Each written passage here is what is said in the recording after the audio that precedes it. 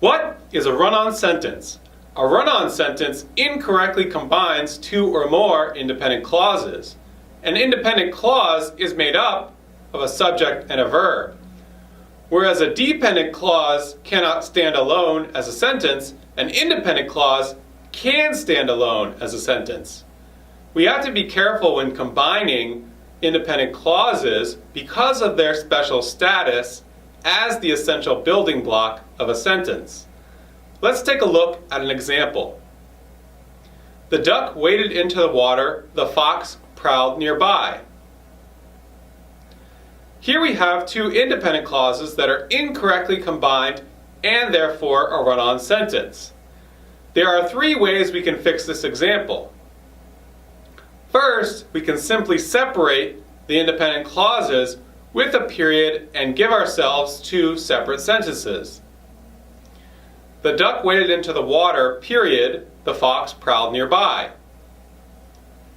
Separating independent clauses with a period is often the best way to fix a run-on sentence. Second, we can fix the example with a semicolon. The duck waded into the water, semicolon, the fox prowled nearby. From a stylistic standpoint, the semicolon is rarely advisable, but from a grammatical standpoint, it is perfectly acceptable to separate two independent clauses with a semicolon.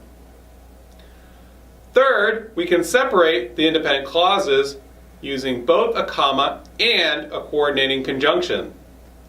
Coordinating conjunctions separate two clauses of equal rank. Here are all the coordinating conjunctions: and, but, for, or, nor, so, yet. Let's take a look at our example. The duck waded into the water, comma, and the fox prowled nearby. Note that a comma alone would not fix our run-on sentence. If we simply said, the duck waded into the water, comma, the fox prowled nearby, we would still have a run-on sentence. This is because commas on their own are used to separate clauses of differing rank. A comma used to separate two independent clauses is called a comma splice. A comma splice is a frequent instance of a run-on sentence. If a series of independent clauses are separated by the proper means, they would not make up a run-on sentence, no matter how long the sentence.